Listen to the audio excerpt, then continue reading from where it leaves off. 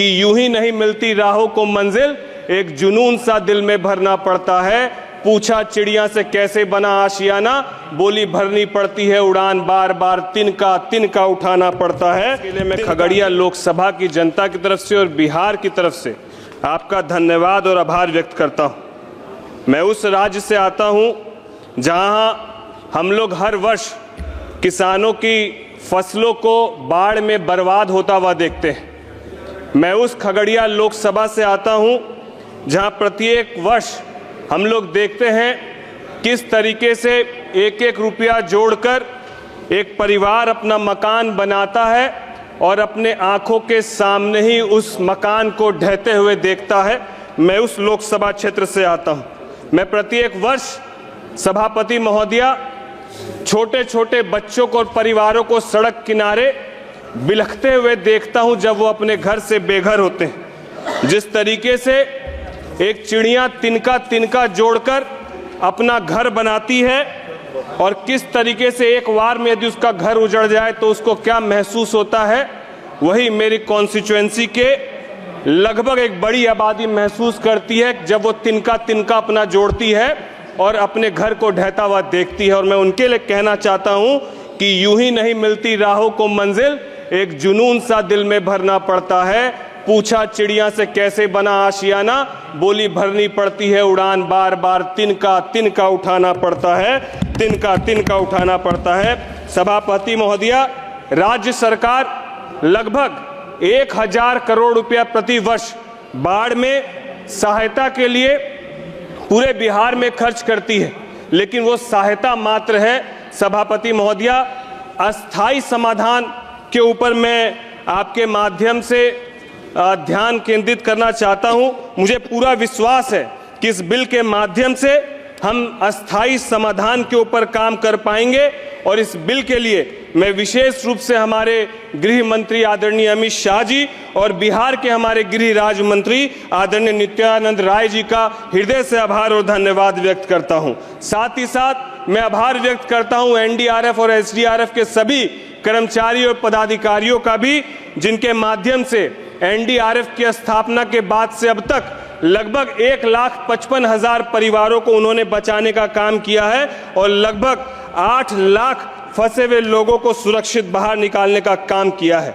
बिहार की इस पीड़ा के संबंध में मैं आपके माध्यम से सरकार का ध्यान कुछ विषयों पर मैं चाहूंगा कि मेरे तरफ से एक सुझाव है जिस पर सरकार का ध्यान जाए कि बाढ़ प्रबंधन के लिए दीर्घकालिक योजनाएं, नदियों में प्रबंधन और जल निकासी प्रणाली को बेहतर बनाने की जरूरत है। स्थानीय समुदायों को आपदा से निपटने के लिए प्रशिक्षित किए जाने की जरूरत है।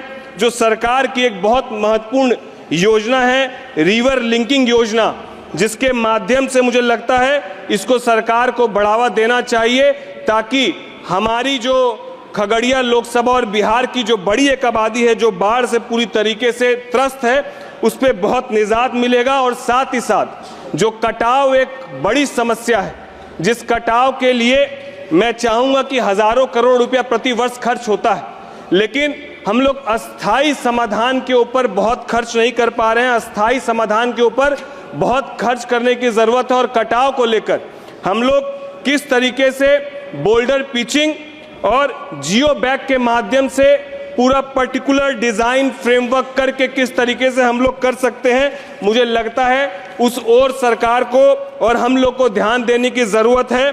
क्योंकि जिस तरीके से जहां एक तरफ ये आपदा है, वहीं इस आपदा में कुछ पदाधिकारी ऐसे भी होते हैं जो अवसर ढूंढने का काम करते हैं। मैं सरकार से गुजारिश करूंगा कि इस ओर भी सरकार अपना ध्यान आकर्षित करे कि जितने ऐसे पदाधिकारी जो आपदा के समय अवसर ढूंढने का काम करते हैं, उस पर भी सरकार सख्त से सख्त कार्रवाई और रुख अपनाने का काम करे।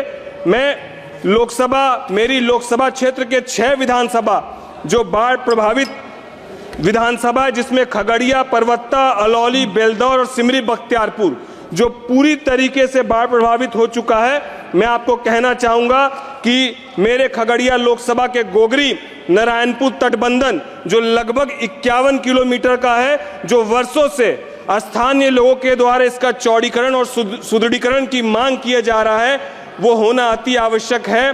ताकि बाढ़ के दिनों में उक्त तटबंधन पर बाढ़ का पानी दबाव से हर वर्ष जगह जगह पर जर्जर होते जा रहा है। इससे लाखों लोगों को फायदा होगा। साथ ही साथ लोकसभा क्षेत्र के नया गांव के वीरपुर टोला में मुरादाबाद, विष्णुपुर, माधवपुर होते हुए आश्रम टोला गोगरी तक रिंग बांध के निर्माण के विषय पर भी सरकार का मैं ध्यान केंद्रित करना चाहूँगा। मैं सिमरी बख्तियारपुर के पूर्वी कोसी तथा पश्चिमी कोसी तटबंधन, जिसकी दूरी लगभग 40 से 125 किलोमीटर, इस परियोजना जो लंबे समय से लंबित है, इस ओर भी सरकार का मैं ध्यान आकृष्ट करना चाहता हूँ। मैं चाहता हूँ कि सरकार जिस तरीके से कार्य कर रही है, इसको देखते हुए ही हम जैसे पहली बार जीत के आने वाले सांसदों का न केवल मनोबल बढ़ा है, बल्कि हमारी लोकसभा की जनता की उम्मीदें भी सरकार की तरफ बढ़ी है। इसीलिए मैं चाहूंगा कि सरकार का ध्यान, वैसे जो बिहार यदि आज पिछड़ेपन से जूझ रहा है तो उसके पीछे का एक बड़ा कारण ये आपदा है, ये बाढ़ है। इसको बाहर निकालने की जरूरत है ताकि बिहार विकसित हो सके। आज इस बिल के माध्यम से मैं डिजास्टर मैनेजमेंट रिफॉर्म्स लाने का प्रयास किया गया है और इसके प्रावधानों की बात करें तो आपदा प्रबंधन ढांचे को अधिक प्रभावी और उत्तरदायी बनाने के लिए 2005 के अधिनियम में सुधार लाने का प्रयास है।